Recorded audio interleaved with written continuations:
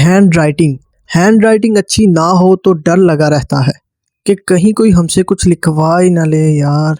वहीं अगर आप एग्ज़ाम की बहुत ही अच्छी तैयारी करते हो, सभी सवालों के जवाब भी बिल्कुल सही लिख के आते हो, फिर भी आपके अच्छे मार्क्स नहीं आते, तो इसकी सबसे बड़ी वजह है आपकी हैंड राइटिंग का अच्छा ना होना। आपने बहुत से टीचर्स को देखा ही होगा कि जब वो कोई ऐसा पेपर चेक करते हैं जिसमें हैंड राइटिंग बुरी हो, तो उन्हें उसी वक्त गुस्सा आ जाता है और हमारे तोते उड़ जाते हैं। फिर या तो वो मार्क्स बहुत ही कम देते हैं या पूरे के पूरे पेपर की वाट ही लगा देते हैं, क्रॉस लगा देते हैं या चेक ही नहीं करते। दोस्तों, हमारी हैंड राइटिंग ना बिल्कुल हमारी तरह होती है। जैसे हमारा चेहरा सबसे अलग और यूनिक होता है, उसी तरह हम सबकी हैंड राइटिंग डिफरेंट होती है। और क्या आपको पता है कि हैंड राइटिंग से हम किसी की पर्सनैलिटी के बारे में भी बहुत कुछ जान सकते हैं। इवन इससे बहुत से क्रिमिनल्स को भी पकड़ा जाता है और इस पे पूरी की पूरी एक साइंटिफिक फील्ड बनाई गई है जिसे ग्राफोलॉजी कहा जाता है।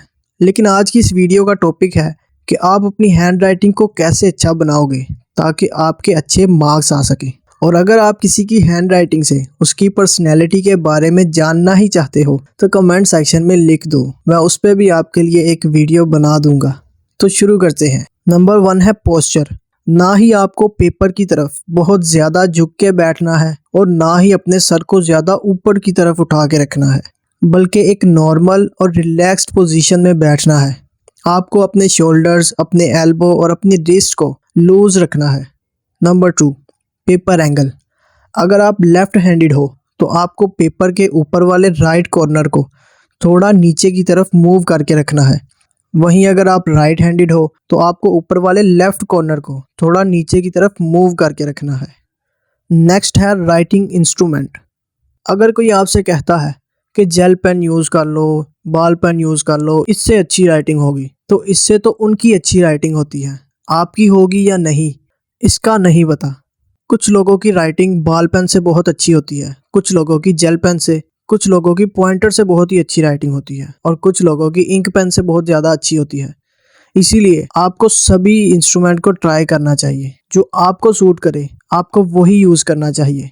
नेक्स्ट है ग्रिप। आप पेन को पकड़ते कैसे हो, ये भी बहुत ही इम्पोर्टेंट है। पेन को पकड़ने के लिए अपने थंब और इंडेक्स फिंगर का यूज़ करना है। बहुत ज़्यादा आगे से नहीं पकड़ना, तकरीबन 1 इंच का फासला रख के पेन को पकड़ना है और बहुत ज़्यादा टाइट या बहुत ज़्यादा लूज तरीके से भी नहीं पकड़ना। आपको सिर्फ इतने आराम से होल्ड करना है कि आपका पेन पे कंट्रोल रहे। नेक्स्ट है मिस्टेक्स। तो अब मैं आपको कुछ गलतियों के बारे में बताऊंगा जिससे आपको पता लगेगा कि आपकी हैंड राइटिंग ख़राब आखिर क्यों है। क्योंकि जब हमें ये पता चल जाता है कि प्रॉब्लम कहाँ है, मसला कहाँ है, तब हमारे लिए खुद को इम्प्रूव करना और भी ज़्यादा आसान होता है। Number 1, letter size. अगर आपके कुछ लेटर्स का साइज़ बहुत बड़ा होता है और कुछ लेटर्स का साइज़ बहुत ही छोटा, तो इससे भी आपकी हैंड राइटिंग ख़राब दिखती है।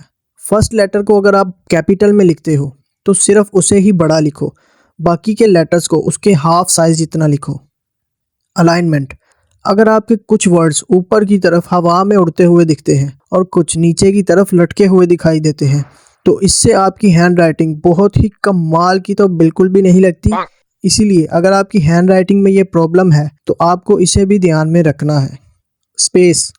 अगर आपका एक लेटर दूसरे लेटर को जप्पियाँ डालते हुए पकड़ा जाएगा तो टीचर को तो गुस्सा ही आएगा ना। यानी लेटर के ऊपर लेटर चढ़ा हुआ होता है, तो इससे भी आपकी हैंड राइटिंग बहुत ही ख़राब दिखती है। नेक्स्ट है प्रेशर। अगर आप बहुत ज़्यादा प्रेशर दे के लिखोगे तो आपके सारे कारनामे दूसरे सफ़ों पे भी छप जाएंगे, तो ज़्यादा दबा के तो बिल्कुल भी मत लिखना।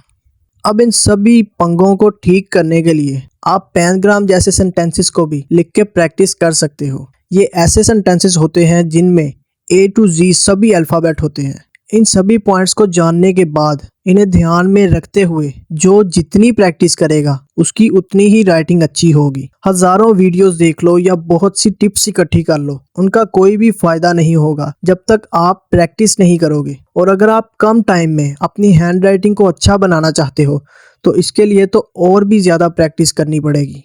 प्रैक्टिस के बाद आप इसे खुद से चेक करो और गलतियाँ निकालो ताकि आपको पता लग सके कि कौन सा वर्ड ज़्यादा ख़राब है।